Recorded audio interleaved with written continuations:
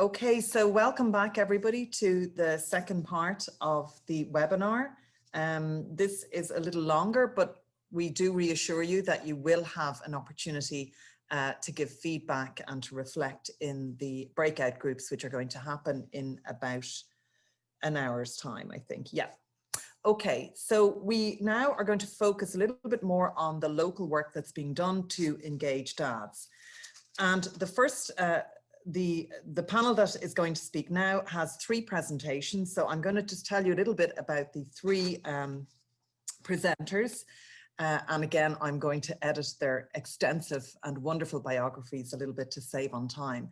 So in this session, we're going to hear from Damien Pilo, who is the CEO of Treoir, the National Federation of Services for Unmarried Parents and their Children. So Damien is a graduate of the University of Ulster, where he studied youth, community work and social policy. And he has 20 years experience in the community and voluntary sector, working with a diverse range of communities.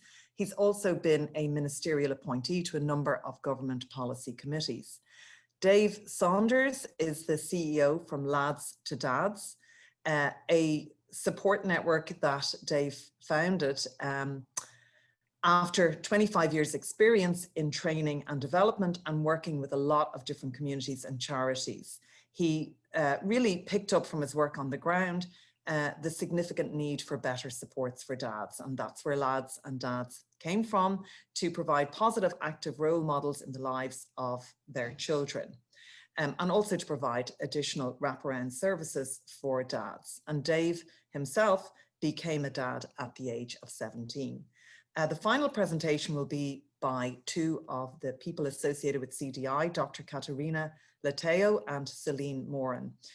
Katerina is a research fellow working on the very prestigious EU MSCA grant, leading a parental engagement research project, which will run from this summer, just gone, right through to April 2022. And Marion alluded to that in her introduction. And Celine is the Antenatal to 3 initiative coordinator with CDI. She's also a qualified counsellor and psychotherapist and has 20 years experience managing projects in the health and social care sector. So without further ado, I'm going to ask Damien if he would commence his presentation, which is titled Dad Time, an Opportunity for Parents to Share the Care of Their Children. Thank you very much, Mary. You're welcome. And hello to everybody. I hope is my screen sharing there now? Yes. Great. From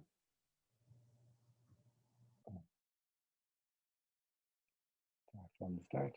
So thanks very much for the opportunity to come and speak today. I'm absolutely delighted to be here. And what I'm going to talk a little bit about is the work we do at Treoir, some of the issues that we face with fathers and support dads on, and the impact COVID has had, and then some of the, as the title suggests, dad time, some of the plans for the future in relation to engaging fathers around parenting and spending time with their children. So just a little bit about ourselves. Treoir is over 40 years around, and it's been, it started back in the 70s when, I suppose, at a time in Ireland when social workers primarily working in the care sector were very concerned about the state's response to parents, mothers who are having children outside of marriage. And at that time, as many of you will know, because it's all come out in recent years, a lot of mothers pregnant women were being sent to mother and baby homes. There was forced adoption of children, and there was a time that the people working in the area were very concerned that they wanted a different approach to the way that mothers were being treated. And so Treoir was established to try and bring together professionals who are working in that area to try and address these concerns. And Treoir is a federation of organizations that are working with families primarily. And we focus on unmarried families. And it may be strange, and it is, and even when I started working with Treoir, I was wondering, why do we use the term unmarried still in the 2020s? And it's because, as we'll see, that still today, and as Mary pointed out, we come from a country, where the state has been really heavily influenced by the Catholic Church, and the people that are informing the policy and legislation were informed by the teachings of that church. And so the Constitution really upholds the family based on marriage. And so anything outside of that has created problems for the state. And while we have had huge changes in legislation over the years, there still is inequality facing unmarried families, and particularly fathers in that setup. So that's why we still use that term, unmarried fathers. And we support those families through a number of ways, primarily through a national specialist information service, which I'll talk a little about, and we advocate for parents and families' rights. We recognise the diversity of family life in Ireland, and we look for that unmarried families have the same rights to respect, care and support as the married family. And we support and promote the rights of children as outlined in the UN Convention on the Rights of a Child. And I just want to say a little bit about our National Specialist Information Service. This service provides a phone line, support calls that people will ring in. People can email in. We produce a number of publications that relate to parenting that gets disseminated widely across the country. We produce an annual information pack that goes to every maternity hospital and is supposedly included in the packs for parents on the birth of their new child. We have over 85,000 visits per year to our website, and we provide outreach programs of training directly to families, to parents, to professionals working with parents. And if somebody wants to find out more about that, they can. One of the big things in relation to, one of the other areas that we work on is the Teen Parent Support Program. And we coordinate the National Teen Parent Support Program, which has 11 projects around the country. And this program supports professionals working with young parents, so parents who've had children from any age up to the age of 25. And TPSP supports both parents. And that's hugely important, as you've heard earlier, that if we can have fathers involved at the very early stage in the prenatal and postnatal stages of the baby's life, there's much more possibilities of attachment and involvement of the parents throughout the child's life. Our National Information Service received over 3,292 calls in 2019, which led to about 7,888 queries. So it's a very busy service. Every day there are a number of callers coming in. And one of the things that we've always heard or would have heard was that, fathers aren't interested. Fathers, where are the dads? Well, our service, the callers to our service are both parents, are mothers and fathers who call us. And you'll see here I've highlighted that while mothers are still the highest number of callers, every year the numbers of fathers are very close together. Sometimes it's just 49% of between those callers. And you'll see here that fathers are just as interested in finding out their rights and entitlement as mothers. And that's a really important thing for us, that fathers are engaged and want to be engaged and want to know about what's happening to them. I'm going to say a little bit about the queries that come in and the issues that are facing fathers, and why they're calling us, and why these are still issues today. And since the start of the information service, the biggest reason for callers is always guardianship, followed by access, maintenance, and custody. Custody might go ahead of maintenance 1 year or access, but it's always guardianship, and then those three behind it. And you'd have to ask yourself why. Why is that the biggest issue?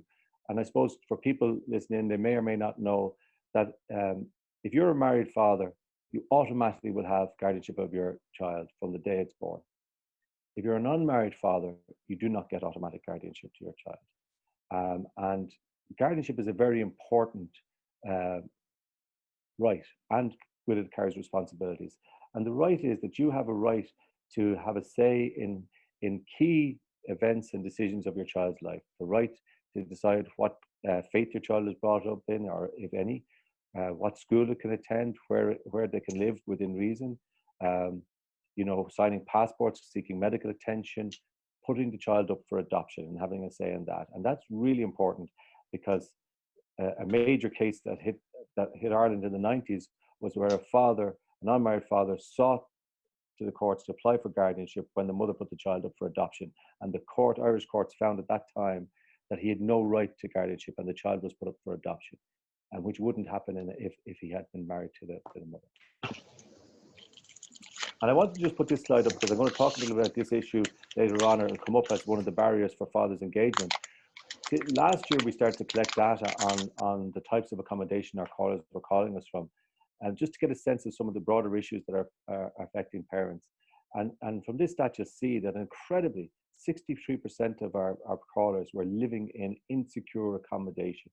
And I want you to think of that in terms of fathers' participation in relation to their children, because now it also affects mothers, and mothers were involved in this and insecure accommodation. This is where a parent isn't in a local authority house or hasn't got a long-term lease or in social housing or their own home. This is parents who are either, don't have a permanent place to live or a place they can call home.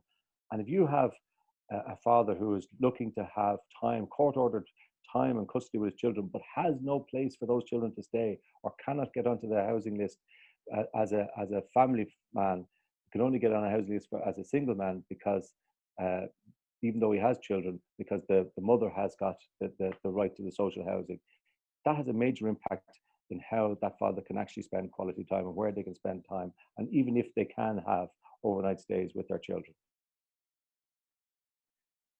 So some of the issues that Treoir deals with that affect unmarried fathers is that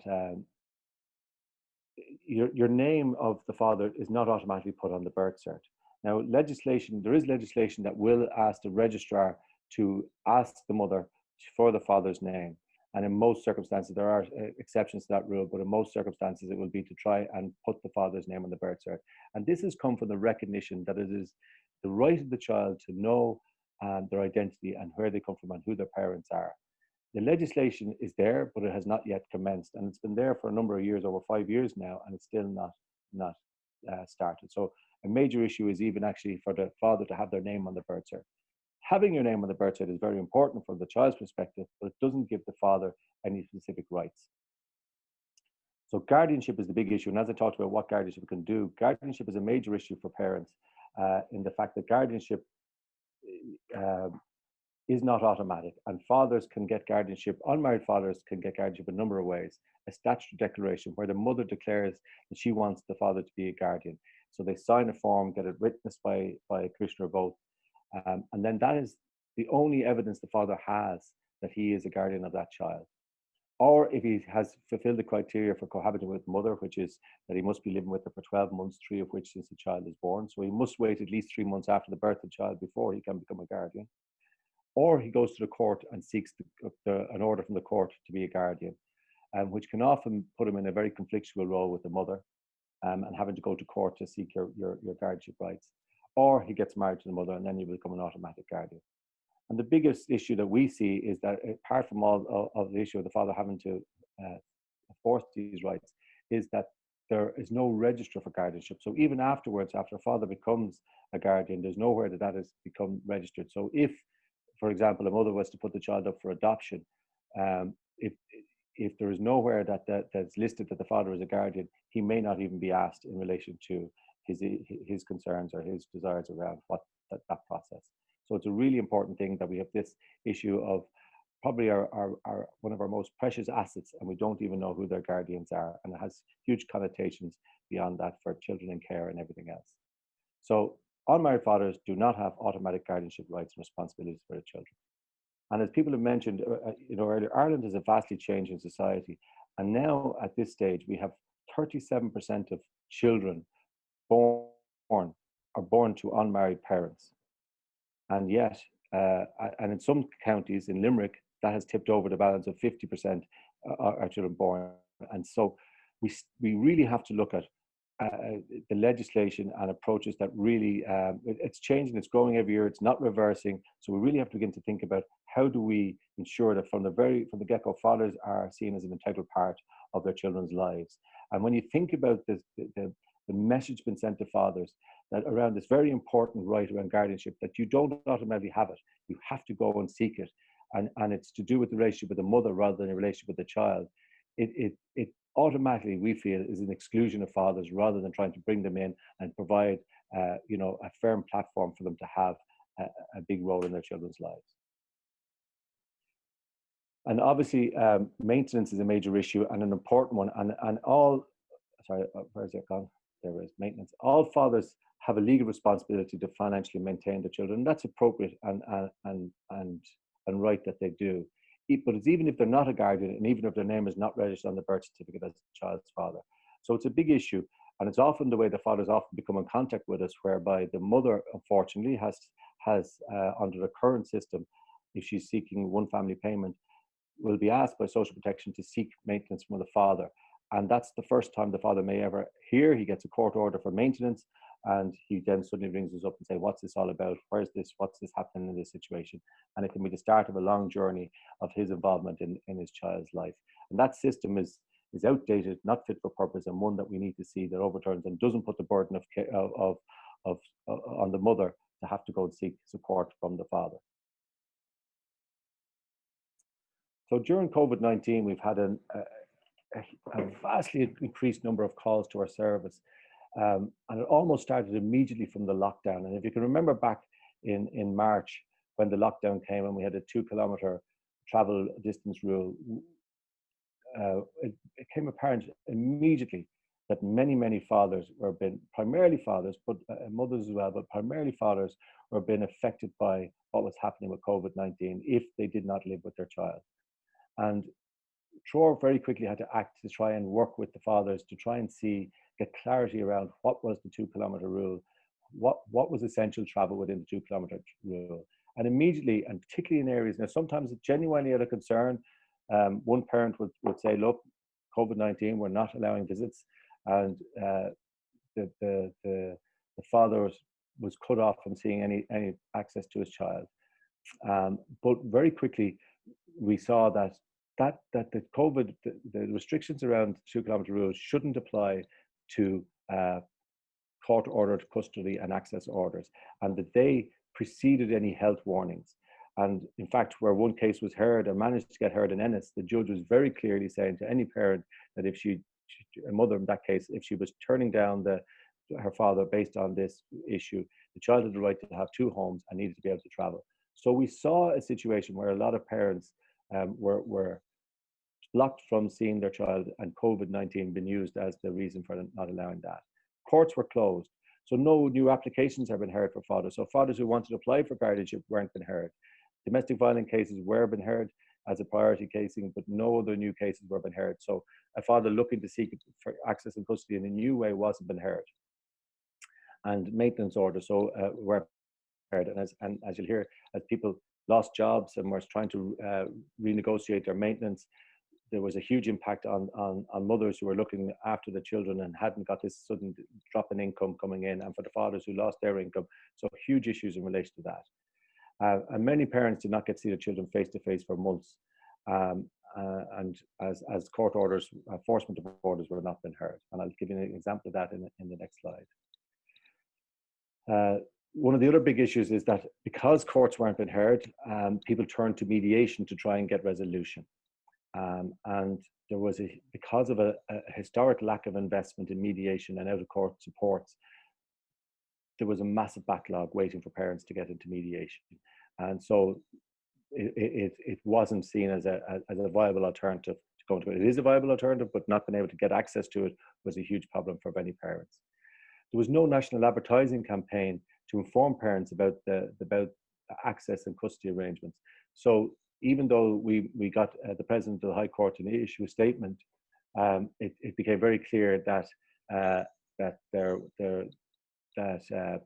to allow parents to travel, it became clear that many parents did not know that information. And there was no urge to open up the family courts. And just as an example, we saw that a father who had stopped seeing his child at the start of February, he applied to the court for a hearing. It was put back in April, put back to June, put back to September, and now he's been told to reapply, and it'll be next year before it gets a court date. So that's over 12 months for a father to be able to spend any time with his child. We looked at what Treoir is interested about is shared parenting. I'm very conscious my time is coming up, so I'm going to try and get through these. that we looked at the barriers that were there for shared parenting, and we did a study with UCC, a small study looking at fathers. One of the biggest issues that they felt was the guardianship and having to go to court to establish your rights automatically put you in a conflictual role with the other parent. The conflict with other parents, we saw that if parents have all sorts of relationships with each other. Parents who were in a relationship, who've fallen out of love, parents who were never together and never had a relationship, all have different means of different relationships and conflicts. And when you introduce new partners into them arenas, it can be a real issue for sharing parenting.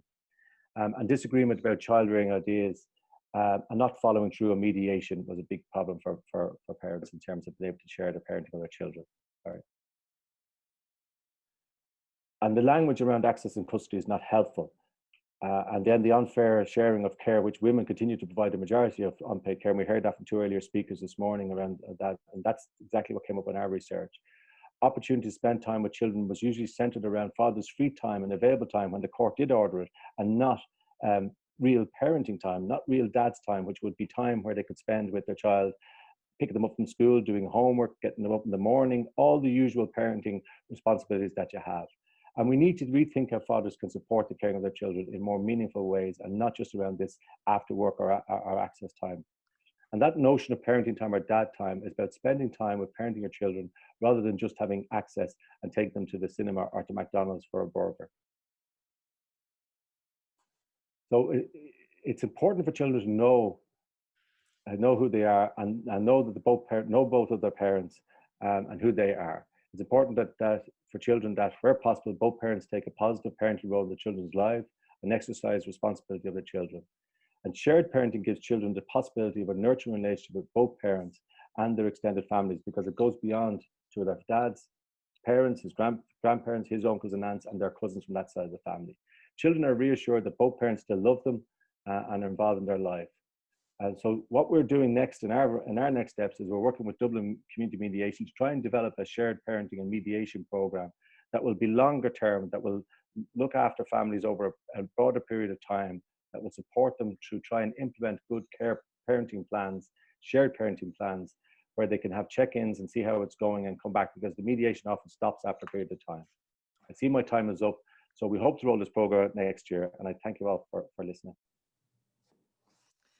Thanks very much, Damien. I hope I wasn't asking. No, you're grand. That's perfect. The time flies. It goes so fast. I have to wave my little creature at you. So very well. Thank you so much. And one of the things I've really taken from your presentation is the kind of cultural lag that exists between, the changes in the law and the law really lagging behind the social change in society. So I can't believe that 20 years after that NES report, there's still issues around guardianship and maintenance and how they're handled. So thank you so much. Okay, it's my pleasure to now introduce you, and I've already given his bio, to Dave Saunders, the CEO From Lads to Dads. And he's going to talk about From Lads to Dads, the journey of a teenage dad. So over to you, Dave. Good afternoon. I'm delighted to be here with such high esteem and such great colleagues. And to be honest, I'm also delighted to be part of such a powerful conversation about dads. My organisation, I'll get to in a few minutes, is a fledgling organisation, and a lot of what I've heard so far today is quite similar to what the train of thought that I'm on, and the reason, I suppose, From Lads to Dads was founded in the first place. So, I mean, first off, we only launched, and From Lads to Dads officially launched in 2019. So we're really only getting going recently in who we are as an organisation. So it was born out of, if I can bring you back to 1991, when I found out that I was going to become a father at the age of 17 years of age. It just kind of, what we're about as an organisation is to support fathers to become positive, active, influential role models in the lives of their children. And that was one of the things I struggled initially with when I found out I was going to become a father at 17 years of age. I just couldn't get my head around it. I was completely overloaded. It opened up a massive amount of insecurities in myself that I actually genuinely didn't know that I had. Self-doubt, a lot of self-worth, and just didn't believe that I had the skill sets and that I was remotely prepared to be a father. Now, truth be told, what I've learned on my journey now is no matter what age you are, we suffer the same kind of insecurities around becoming a father. But at 17, it became quite apparent that I didn't have the skill sets to even get my head around the thoughts of becoming a father. I felt that I was going to make a mess of it, the enormity of becoming a parent at 17 when I could genuinely barely look after myself, as a lot of teenagers can't, even though we think we can. We think we have it all sussed, and a lot of the times we don't. And when I've done a couple of these talks, I learn a little bit more about my journey. And when I'm linking in and talking to some of the dads that we work with, I learn a lot from them too. And I got to, for one of these pieces today, I suppose I wanted to say that when I look back on my journey, I wasn't a great support to my partner at the time, to be honest. And the reason I wasn't is not that I didn't want to, I just didn't know how to. I was so caught up in what was going on with me and the enormity of mine that I really couldn't really be the support that I wanted to be. Now, I did my best with the skill sets that I have, and I see a lot of similarities with young fathers today. One of the things that comes up is that, and I think Gary touched on this, and Cassia said something similar, is sometimes I feel that we as fathers, especially teenage fathers, we don't have the skill sets and we don't want to talk about how we feel of becoming a parent to the mother of our child, because we feel that they're already overloaded. We feel like they're carrying enough of a weight of anxiety, and by us adding to what's going on with us, I feel that we add to that load. So therefore we kind of withdraw. And I definitely did in my case. I withdrew completely and I couldn't speak at all really about how I was feeling. And that can look like a complete disjoint, that you're not interested, when nothing could be further from the truth. I was screaming to want to talk, but I just felt that it wasn't my place, because I had enough the mother of my child had enough going on trying to get her head around being a parent. So the distance can look like it's a lack of interest when nothing can be further from the truth. And I hear that a lot with some of the lads that are coming up today saying the same thing. So, you know, I also thought for this speech that I wanted to say, and I wanted to acknowledge how hard it must be for a teenage mother to go up to a young lad that she might be in a relationship with, she might not be in a relationship with, they might be relatively fledgling and only new, and actually the enormity of telling them that you're going to become a parent and not knowing the outcome and not knowing what will they embrace you, will they panic, will they run away, and how much of a weight that must be to carry for a young woman to go up and say that to someone. And it sits with me today, and I think it's an important topic to have. But also in my case, I alienated myself from a lot of people, and I did that as a protection. I didn't want to tell my friends. I felt, for example, that I didn't have a commonality with them anymore. That now I was becoming a parent, none of them understood what I was going through. So I withdrew, and that was my protection, because I knew they were going to slag me when they found out. Now it's lads banter slag, but I wasn't prepared for it, and I wasn't able to engage, and I didn't have the skill sets to even acknowledge it. So I withdrew completely, and I found it, you know, quite a lonely space, carrying that burden around with you and not being able to talk to anyone. I hadn't told my parents at this stage. I hadn't told anyone. And I kind of liken it, the analogy I'd use is like holding a beach ball underwater. So you can only hold it there for so long, and inevitably it's going to come back up.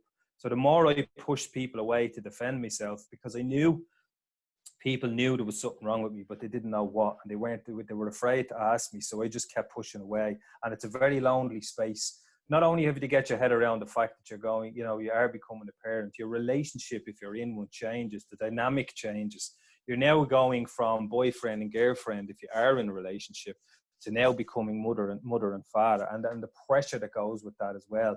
So I suppose the piece for me, and one of the huge pieces for me from lads to dads, is around the initial piece of supporting young parents to tell their family, and how to tell their family, and what to tell them. Because in my case, I eventually had to reach out, because I was on the verge of I couldn't take it anymore. The beach ball was coming up faster than I could handle. And I reached out to this individual and I told him. Now I look back on it now, and it was completely the wrong person, and I know that now. But what happened was, instead of any sort of encouragement, I was hit with a barrage of negativity. I was hit with a list of all the things I'm not going to be able to do in life. And what that did was it spun me straight back into that pushing away and withdrawing. And I said, right, you know, is he right? And I can tell you out now, he's not. For every single negative that I was told, I could give you 10 positives in a heartbeat, and change that on its head. And that's one of the things we say to the young parents. It's about congratulations. Nobody really says that to you as a young parent, and it's so important. And you're going to be a great father, and here's why. And here's what we can put in place to help you. So I hadn't told my family. I was sneaking around to appointments in the Coombe and the hospital. And that's very, very difficult when your partner's getting bigger and bigger. It's harder and harder to hide. I was sneaking around trying to, accumulate baby stuff and little bits and start gathering some sort of a nest, which is very difficult when you're living in your mother's house and, she's like a CIA agent. She'd find anything where you even hide them. So I suppose where that brings me to is I didn't engage in any service. I didn't engage in any antenatal. I went to scans, but that was it. The reason I didn't go, and this comes up quite a lot with some of the young lads today, I felt I was going to be judged. I felt like, I was young. I felt embarrassed, and I felt that everyone in there was older than me and had a lot more knowledge and experience. So as a result, I engaged in no services. I was completely unprepared for childbirth and for everything that went with it. So, not accessing services is something that we try and, whether we end a specific, and I know some places do specific organizations for young parents, maybe it's a one-on-one service, and that's something that we're looking at as an organization. But it happens, and it comes up a lot with dads. Some of the dads we've linked in but have not gone to any services, and that's something that we're looking at the moment. So, even, for example, with me in my case, and was just even the early bonding stage is when the mother of your child is pregnant, hands on tummy, singing to your child. That's stuff that I was doing. But in a lot of cases, I find as men, we don't really click into a lot of that. We don't know a whole lot about it. And in a lot of cases, men's journey only really begins when the child is born. And I think potentially we could have missed out on a massive, 9 months of bonding. But there was so many great moments in it too that I want to highlight too. There was a lot of excitement. There was a lot of, preparation. I kind of knew I was going to be, and I would be a good dad, but it was the self-belief and the lack of, I'm not ready was the biggest factor. And that stayed with me for quite a while. So in 1992, my daughter was born. I had it was a beautiful experience. And it was, I've been lucky enough to experience childbirth twice, and it's the best experience I've ever had. And I burst out crying, and I had a lot of emotion, especially with my daughter, and I did with my son, but a lot of emotion around my daughter, and I didn't know why I was crying, and I couldn't figure that out. And that's one of the things we speak about openly to dads, is the emotion for me was emotional emotion, that everything was okay. The mother was okay, my daughter was okay, and that the enormity of everything that I was carrying was finally released, and now I was free. But with that came a whole other skill set of, I'm now a dad. Now I have to flick into dad mode. What does that mean? And I carried a lot of the insecurities from not being good enough and feeling ready to be a parent into my actual role as a father for quite a while. I felt I was being judged. I never felt good enough. I felt that people looked down on me, and all this was in my head. But because I was a young parent, this is what I was carrying with me all the time. And I felt I was going to mess up the enormity, that I was going to mess this up, my daughter's life. But, I felt also that I had to work 10 times harder than everybody else to be accepted as a parent. And I did. And I did work that hard. And, one of the things, and I know Gary touched on this, and Cassius as well, is that especially with the younger parents, you can fade into the background very easy as a young parent because, and it's not done out of malice, but a lot of the times, someone will step in and say, look, I'll do that, or, it's okay, I've got it. And if you're not confident enough in your role as a parent, and especially as a young parent, you can fade into the background and you can disappear very easy. So one of the things we try and do is to build a program to support men to be confident in their role, to be able to say, well, actually, it's okay, I've got this. I know what I'm doing, but thank you. To be able to take that step to say, well, it's okay, I know what I'm doing, I've got it. And that's hugely important, so you don't fade into the background. And I also want to say that I am a great father, and I mean that, and I have no problem saying that. I'm lucky enough to have 2 amazing children who mean the world to me, and I've had a great relationship, and I still have with them. So my insecurities, and one of the beauties of me working with young fathers is to tell them, this journey can be amazing if it's supported right. If the right structures and supports are put in place, you can be an amazing father, you know, and to get that over the line of congratulations, here's why you're going to be a great dad. You know, I'm not promoting teenagers having children, but it's happening and it's going to continue to happen. And if the right supports and services are in place to walk with these parents through their parental journey, it can be the making of people, and it really can. So over the last year, you know, I watched a lot of people, and in the last few years in my community role, I met a lot of young men, and I watched a lot of their struggles in their role as becoming parents. And I saw a lot of similarities. I saw a lot of the same struggles. I saw a lot of the especially the lack of being able to open up, share and talk. And one of the things that we do with young lads is we meet them in a safe, non-judgmental, confidential space. And we ask them out straight, like, what are your biggest fears? What's your biggest concerns? Let's open up everything. Nothing is off limits. Let's talk about what your fears are as becoming a parent and what supports we can put in place and why we're able to help you with this. And so that's why Lads to Dads came about. I wanted to do it for quite a while. I saw a massive need for it. You know, there's a massive gap I found with parental supports for fathers. And one of the stumbling blocks, and it has to be something that you know, again, it's been touched on by other speakers, is that it's very hard to get men to engage. And it is. And it is a stumbling block. You know, and what I found is initially the concept from Lads to Dads was going to be a peer-to-peer group, but it's actually turned a lot of it into one-to-one stuff. And that works quite powerful too, because we get to the real issue of what's going on. There is a place for peer-to-peer, but especially with young dads, I don't think they're ready in a lot of cases to engage in that type of a service. So we looked at like-minded individual organizations who offer parental supports, and we designed a 10-week parental program called From Paternity to Birth and Beyond. And it starts off, as I say, with an introduction.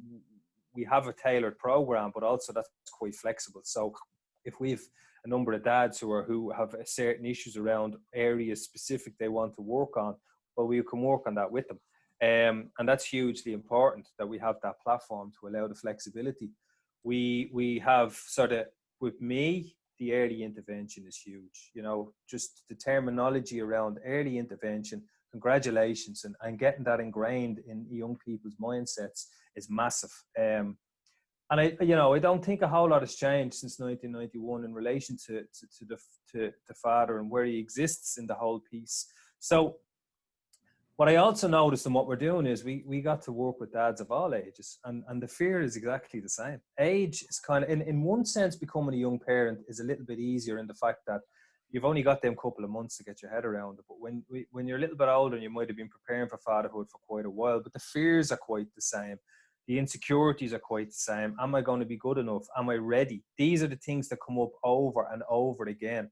So we're looking to link in with maternity hospitals. You know, we're looking to link in directly with, and potentially maybe is there a possibility to run a separate antenatal program just for dads initially, and then bring it into a joint piece to get men more engaged and to talk about, for example, we talk about like trimesters. We've been lucky enough to link in with a local organization, and there's a specific 3-week piece in the program around antenatal, and it's around the preparation of antenatal and what it is, trimesters, why a woman's body changes, what way it changes, and so we have a better understanding, because I do feel that a lot of men are completely in the dark when it comes to this, and we don't know.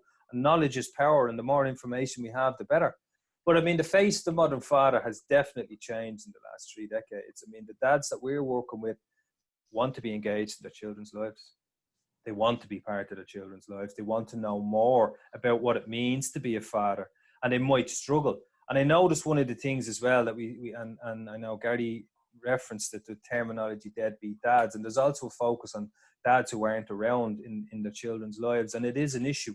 But one of the things that I've discovered on my journey is also there's a lot of families whose father is in their lives, but as regards handing down the baton, passing off the torch of what a father is, role modeling, even childbirth, even having that discussion, particularly with your sons, it doesn't exist. It's non-existent. And that's the type of thing we're trying to change. So, you know, what is that? That's another question. What does it mean? That's a question we ask. What is a role model, and what way do you see yourself as a role model when you start your parental journey? So we've been lucky enough to work with dads of all ages, from 18 up to, you know, late 40s. But the fears and the commonalities are the same. There is a specific program for young parents, but there needs to be a platform for fathers. There needs to be a network for fathers to engage with. You know, we need to start talking about bonding in early pregnancy. We need to start talking about, you know, the breastfeeding. We need to have conversations around skin on skin contact and why it's so important, and for fathers to engage earlier in the pregnancy process. But there is a massive fear of becoming dad and the roller coaster of emotions that goes with it. You know, sometimes we've known to talk to it all. You say it to your mates and they'll just slag you. And that slagging is kind of banter.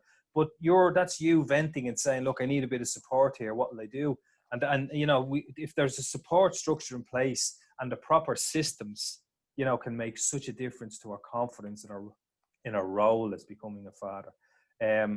And in childbirth, it was a conversation we come up to. I mean, again, one of the speakers touched on it. Like, you look at the literature in hospitals, you look at a lot of the literature, the father doesn't exist. He just doesn't have a platform.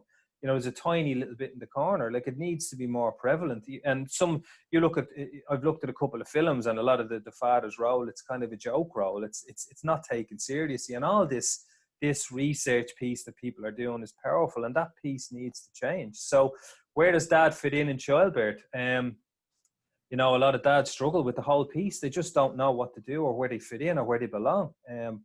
And there's a piece for me which is hugely important. It's postnatal. We need to be linking in with fathers to make sure that they're okay, because a lot of fathers can suffer from postnatal depression. Or if the mother of the child is suffering from postnatal depression, that we're able to see the signs and detect what's going on. So, you know, in order for us to be able to support fathers, we have linked in with a number of additional services. And the reason behind that is because we want to create a father's network. So, for example, if you're struggling, one of the things that comes up, you want to know more about child's development, we can link you in with an organization. You want to know more about infant massage, we can link you in with an organization. There's who are separated. There's courses around parenting when separated that we can link you through all this piece, and that there's a full support. So no matter what your issues or your concerns are, we're able to support or guide you, you know, into a parental program. So, you know, I'm waving my little fella at you because you've run out of time, I'm afraid. Okay. I am done. Thank you very much. You're done. Okay. And I'm sorry to interrupt you, because I think we could listen to you all day. Given the comments that are in the chat, you have really wowed people in terms of your honesty, the way in which you took us on that journey that you went on, and the kind of emotional intelligence that you demonstrate about the whole process and problems facing young men and the kind of supports they need. And I particularly love the way you recognize the burden that the mother of your child was bearing as a young mother, but you also had a burden which you couldn't share with others. So thank you so much. And if you look at the comments, you'll see how much people enjoyed it.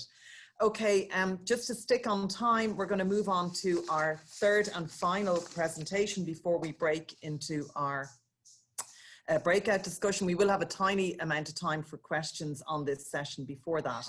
So I'd like to just invite Katerina and Celine to make their presentation on the focus on father engagement. And this is about a CDI project. Thank you very much. Okay, thank you. And also thank you everyone for joining us. So I will speak about what is CDI doing. So the Child Development Initiative, I'm sorry. What is CDI doing in terms of fathers engagement, and more about what research are CDI development, so we can start to also integrate focus of father engagement in research, because that's important to also inform target interventions, effective interventions. So I will speak about a bit about this.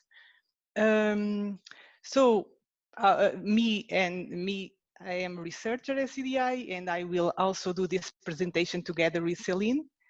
So this title, the title of this presentation is Research to Better Support. So we will focus on CDI studies on father engagement.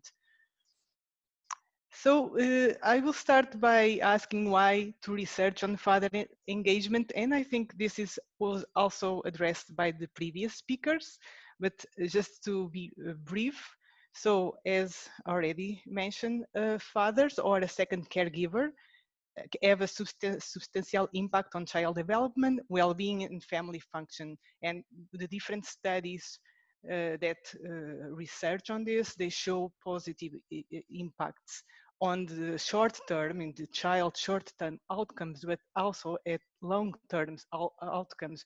Even when child gets to the adult stage, if they have their fathers involved in their lives, generally at long term, you will find better health, mental health, well-being. So that's very important to have fathers involved in children's life, in education. Also, having both parents engaged in parenting programs has been found to lead to enhanced parent and child outcomes when compared with mother-only programs. So once again, it's important to bring both parents or other caregivers in the household. However, literature indicates that engagement with fathers and other co-parents beyond mothers is often not addressed within policy, practices, and research. As also already mentioned, it's a more recent, we see it more recently, but it's still not a very widespread topic. We also found in the literature that policies relevant to fathers are often focused on specific social or health outcomes. For instance, parental leave, prevention of intimate partner violence, rather than on improving family caregiving environments. So this is also important when thinking about interventions to support fathers or other caregivers in the household. Also important to have to give support having the family in mind and not just addressing violence or parental leave. So it can be important to have a more holistic view of the father role in the family. And also it's important to research because literature also indicates that the majority of parenting interventions, we found a review, a worldwide review that analyzed 700 parent interventions, and as you might expect, the mothers made up most of the participants. And from what I have been seeing, this is quite usual in different European countries, and it seems also worldwide. So mothers are generally the ones that goes to interventions aimed to support the family. Also, this review found that interventions rarely made dedicated efforts to include fathers. And also the studies to evaluate these interventions, the studies that exist, few of them disaggregated findings related to mother and to father. So it was not possible to know if the involvement of father have a specific positive effect on child and on the family, because the studies did not disaggregated findings. So now I will hand over to Celine. She will speak about the work developed by Childhood Development Initiative. Great, thank you, Katharina. Yes, I was just going to talk, I mean, I know most of you will obviously be familiar with our work in CDI, but just, I suppose, before we go on and look at, I suppose, the research that we're doing with dads over the next few months and years, just to very quickly kind of say, I suppose, our work is very much based around improving outcomes for children, families, communities, primarily in the Tala West area. looking at, I suppose, promoting and enhancing high quality evidence informed services. We really prioritise the whole prevention, early event intervention approaches. My own role within CDI is the antenatal to 3 coordinator, so very much focused on the 0 to 3 cohorts, looking at what services, what interventions and supports are helpful in that cohort of children 0 to 3. We would work very much collaboratively with all the health and social care professionals within the Tallaght area. We would do our work in the Antenatal 3 initiative through a steering group, which kind of brings together a very broad group of health and social care professionals that work in the area. And we were very lucky to get Dave to join this group at the end of last year. So that's really helped us in kind of achieving and moving towards a focus more of how we would bring fathers and engagement with fathers into our work. CDI will then also look at replicating some of our models in other communities and how, I suppose, to develop capacities within different areas as well. So I suppose, as I've said, I joined CDI in early 2019, and really, I suppose, I think for a long number of years, we've been really aware of the important role of fathers, being focused in how we can kind of seek to engage fathers, thinking about how we can, as Cassius phrases, how we can really bring fathers in more into the lives of children, and really look at how we can build that parental capacity piece for fathers. Because we've seen what Katharina has just said, you know, we've seen from the research that we really, fathers maybe in more vulnerable contexts, they don't often get their voices heard. A lot of the parental research is very much focused on the role of the mother, or maybe fathers and how they can support the mother. So I suppose what we have, our work as well, have seen just a really dearth of research then within the Irish context specifically. I know there has been some work done with Bernardo's, but really very little research in the Irish context with dads, and then especially from areas of socioeconomic disadvantage. So that was why I suppose we really wanted to have more of a focus within our area on dads and how to really engage dads in the lives of their children. So what we're going to talk about, I suppose, and over the next year and towards the end of this year, is within CDI we have 2 research projects. Katharina has obviously joined us on a very prestigious award that we have got. She's going to look at the parental engagement research project starting. She just joined us recently, and that's going to go until the end of next year, or sorry, till 2021. And then I have also started working in collaboration with Dave and some other local stakeholders on a small Being Dad, kind of a qualitative exploration of being dad in the Tallaght area. So we're going to talk, I suppose, in more detail on that. So yes, I can speak about parental engagement research project, just to give a bit of background.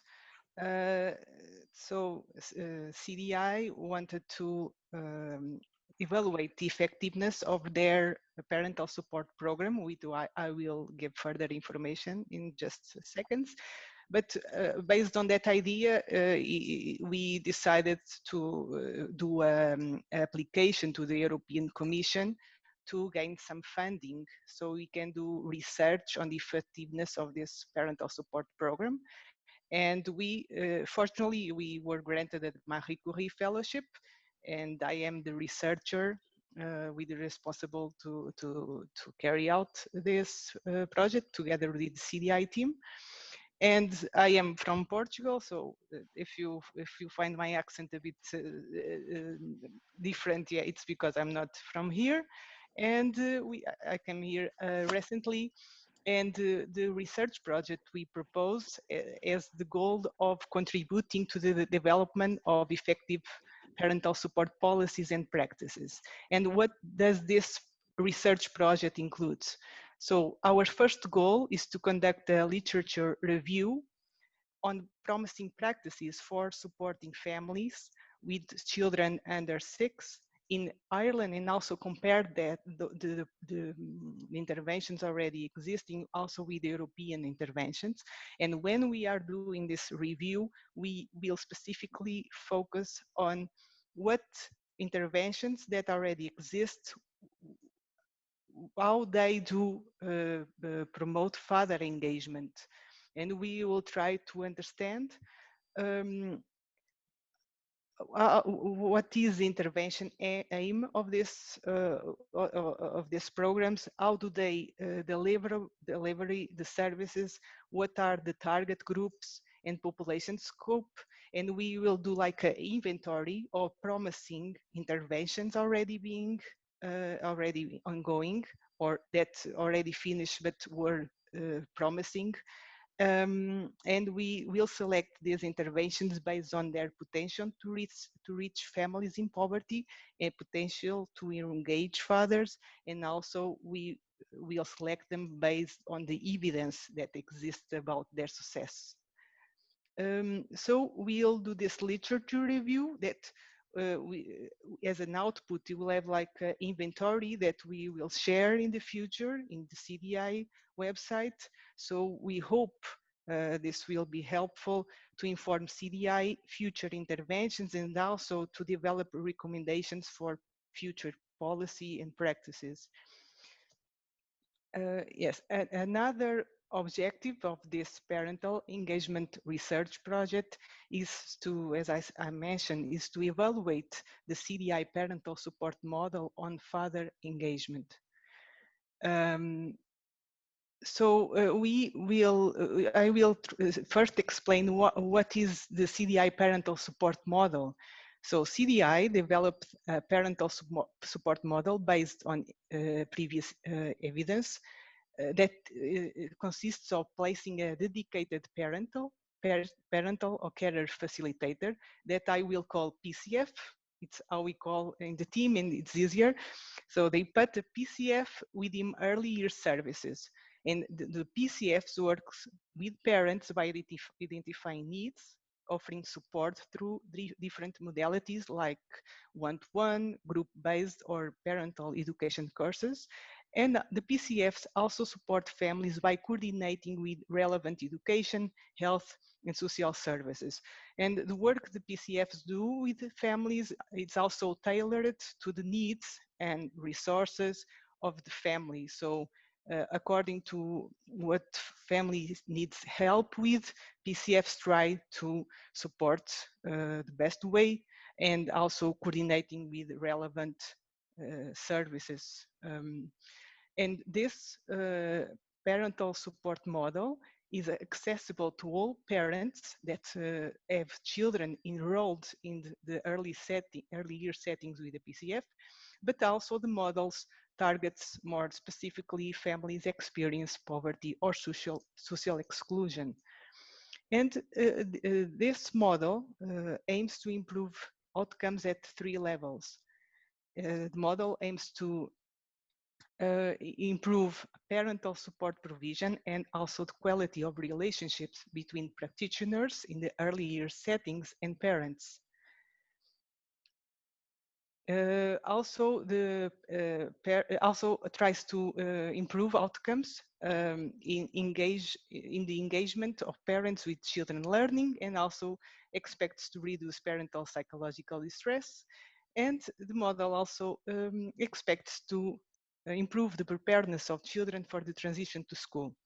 And I will be very quickly, but just to say that the research project will evaluate the impact of this CDI parental support model on general equitable caregiving practices, also in the parental relationships with the services, also in home learning environment, and the preparedness of children to go to school.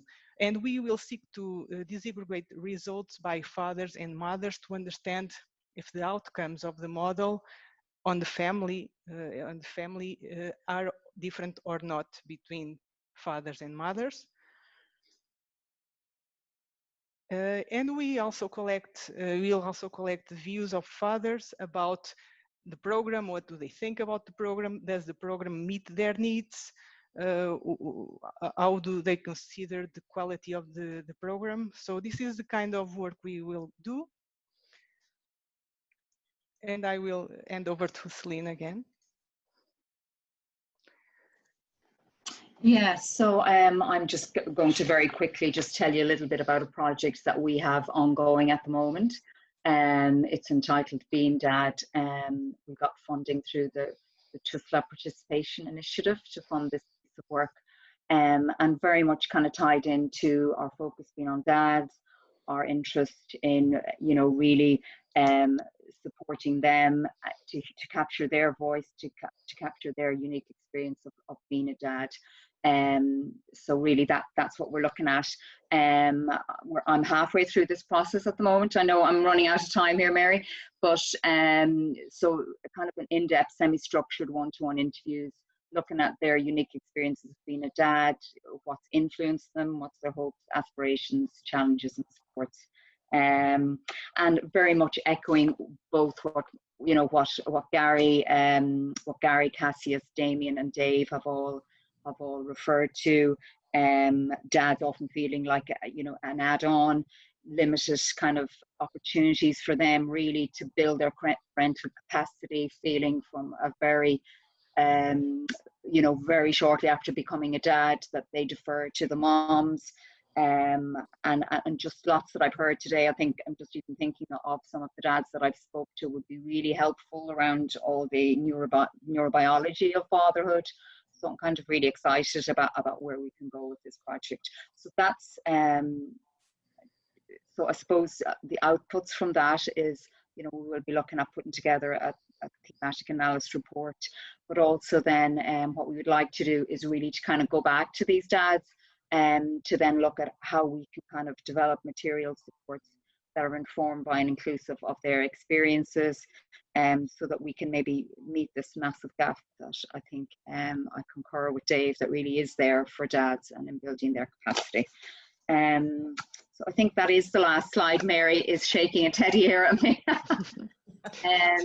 Yeah, so yes, okay, so that would be the output of both Katharina's obviously longer term project and the smaller piece that we are looking at. Really insights on what supports they need, how these supports, how they would see they're better to be delivered, and to really bring the dad's voice into what we develop. So it really is a participatory action piece. Okay, thank you, Mary. Thank you very much. Thanks, Celine. Apologies for but you 20 minutes though. But thank you for those two, the overview of both projects, which are really complementary. One which is very much a large social scientific study in a broader context, and then this nice qualitative piece to complement it. So thank you both. I'm sure we'll have a great, hopefully seminar, but maybe webinar about the findings in 2021, 2022. Okay, we just have a few minutes for questions, and I do have a couple of questions that have been sort of curated out of some of the comments that were in the chat. So I'll just put this one out. Well, two questions actually, and then maybe Damien and Dave might approach one or other of them. So one question is that given the difficulties we've heard about the legal communication and kind of, skill set or a lack of a skill set of young dads, how can we effectively offer support to fathers? And are there any models that particularly work in this regard? So thinking about the legal communication thing and so on. And then the second question, is there potential for the non-statutory services to mediate in situations between parents or between households when there are issues in relation to things like custody and access, and what would be needed to be done in order to enable that? So would one or other of you like to take one or other of those questions? Sure. Dave, do you want to shoot in? Yeah, well, I mean, I suppose the second one might be more for you, Damien, if you want. Could you just repeat the first question for me again, please? Yeah, just given the difficulties we've heard about, for example, you talked about, communication as an issue and the lack of confidence. How can we effectively support fathers? I mean, obviously your program is a key element of that, but are there any other models that you have come across that have worked well in this regard? I've looked at some of the other models in the UK and the USA, and I like, for me, what comes back time and time again is just early intervention. It's linking in with fathers from the very start. It's getting fathers involved in the process from the very start. Mm-hmm. It's not leaving it till fathers, the child is already born, to engage into what fatherhood means. And I think it's having a full service for fathers to avail of, to enable them to have more information, knowledge, and to know where to go. So if they don't, and if there is an issue, if there's a legal issue, for example, one of the things that we do is, I'd refer people regularly to Treoir, for example, when they have issues around guardianship, or they have, they're not sure about it. So I think it's having a right network, the right supports, and the right structures in place to be able to support and guide fathers to whatever issue they have. Great. Okay, I mean, it's brilliant to have that notion of networking across the sector and making sure that, there's a division of labour, if you like, and people are able to help each other out. Damien, do you want to address that question, or the other question about the potential role for non-statutory services as kind of mediators? Yeah, I think there's always room for mediators, and I suppose we need to be very clear about what mediation is and the skill set that's involved in that. But there is a need for far more access to mediation across the country, for people to be able to try and resolve these issues outside of the court. The courts have proven to be places where decisions are made that aren't necessarily fair or just, and both parents can go to a court hearing and both can come out feeling that they got on the wrong side of a judge and didn't get an outcome that they want. So mediation, and I even think the language that we use around mediation, what it is, needs to be shifted. But mediation, in its traditional sense of bringing people together to look at how they can work this out themselves, is an ideal way to try and build people's capacity around resolving problems. The problem with mediation as it currently is that people go away with a signed document. This is our agreement. And it needs to shift and change. It needs to grow and adapt as their circumstances and their child grows. And so it's an organic process that constantly needs to be minded and looked at. And the problem is, people said, I did mediation, it didn't work. But when you check that out, it worked for maybe a year, 12 months, 16 months or more. And then it broke down. And why did it break down? And going back and saying, well, what can we do again? So it's not a one-stop shop to fix all. And that's why I think the model that we're trying to develop, of that longer phase of people's engagement over a longer period of time to problem solve, is key. So yeah, I think the non-statutory services, the problem for it is who funds it, where will you get resources to do it. It's so badly needed, but nobody's willing to pay for it, and that's a major issue. Okay, well, that was a very succinct response. Thank you very much. We're coming up to 4:30, so and I'm also conscious that we are breaking into groups, so people will have an opportunity to follow up with Dave and with Cassius and Gary and Damien. So there's, and also with Celine and Katerina. So there's plenty of opportunity to ask more questions. And if your friend or someone is in another group, you can text them and tell them what question you want to pose.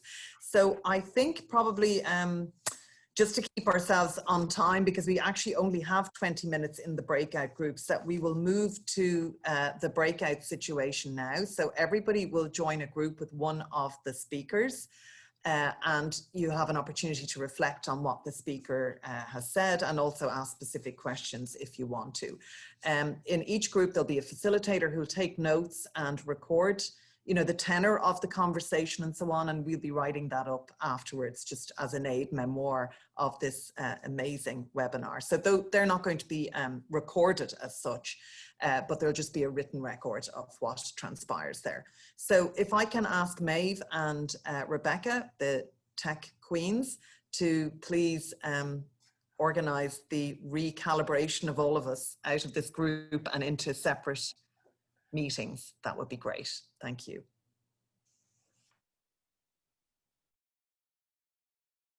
Okay, all right. So do you want me just to call everything to a close? Please, yeah. Okay, all right. Okay, so thank you very much to all of you who stayed with us for the afternoon, and also to those who had to give their apologies a little earlier because they had to leave for other things. Well, to be honest, I just feel like I've been through a speed dating process there, because we just had that 20 minutes. And in the 20 minutes, I was trying to write down everything that was being said. I was lucky enough to be in Cassius's group, but we had some fantastic insights from people working on the ground in different roles. with children, with families, and also coming up with very innovative ways of connecting with dads. I just feel, reflecting on the afternoon, it's just been a brilliant scene setting for the piece of research that CDI is about to undertake with Katerina and Celine, in terms of providing a global perspective, providing a perspective from these islands, shall we say, and also providing perspective from innovators and creators here ourselves, people like Damien and Dave, and particularly Dave, who took his personal experience and has turned it into something that can actually add value, be a public good for other people. So I have to say that, you know, I started by saying I had looked at this issue from an academic point of view 20 years ago. One thing that's a little bit depressing maybe is that the same issues that we raised 20 years ago in that lone parent study are exactly the same. And Cassius has just been telling us that he's absolutely shocked that the situation in Ireland is so far behind that of the UK in terms of issues around guardianship, maintenance, and so on. So at the same time, I think we also have to recognize that we've been exposed to some wonderful people who are doing incredible work on the ground. And with the CDI research going forward, I think we're going to have an even more excellent evidence base to push for policy change at national level. So thank you again to everybody for participating. One of the things that I've been asked to do is to let you know that the organisers of the event would like all participants to send an evaluation form in, and please, it would be really helpful for us because, you know, the organisation does a lot of different engagement. This has been one of the first, well, you've probably been doing loads, Marion, but I'm only aware of this as the first big webinar, and I think it's been run brilliantly. So I'll be filling in my evaluation form, but if you all do, that would be great. And the second thing, of course, is to thank some people. So obviously I want to really thank the speakers, Gary Barker, Cassius Campbell, Damien Pilo, Dave Saunders, Katerina Letao, and Celine Moran for giving their expertise and spending the afternoon with us. Some people were double jobbing because Katerina and Celine were both also facilitators. And indeed, Celine was triple jobbing because really she is the person behind the event and who helped to organize it, with the incredibly capable Maeve Moran and Maeve Ryan, I should say, and Rebecca Burney. Sorry about that, Maeve. I don't know why I wrote down the wrong name for you, because I do know you. Anyway, both of you young women, just absolutely brilliant with the technology, and came to our aid when we thought we were going to have 20 minutes without seeing Cassius on screen. And of course, I do have to thank our wonderful, stellar, incomparable CEO, Marion Quinn, who has such a brilliant vision and has served the families of Tala West and beyond so well over her period of tenure in that job. So thank you, Marion, very, very much. So I think we'll just call it a day now and give us all of, you know, we'll be like Joe Wicks and all tell each other to, you know, give ourselves a clap on the back. Well done. Online interaction. Yay! We are great. Thank you. Where's my teddy bear now? Yay. Thanks, Mary. Thanks, everybody. That was a great afternoon. Okay. Yeah, okay. Bye-bye now. Everybody. Thank you. Take care. Thank you. Bye.